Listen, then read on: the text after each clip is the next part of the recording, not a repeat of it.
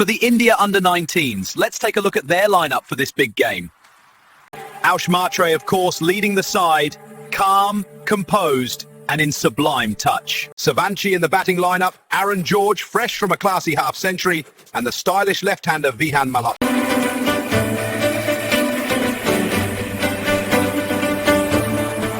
But Pakistan have weapons. Ali Raza early on, Subhan extracting bounce, and Siyam backing it up. Width on offer, and Matre punishes. That's the first 6 of the match. 4, and another.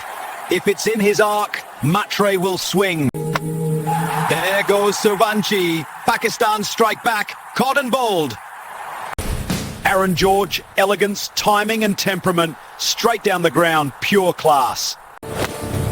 India pushing hard, depth, also confirms it comes. Pakistan under pressure, wickets stumbling. India tighten the grip. Composed batting, disciplined bowling. India under-19s stamp their authority.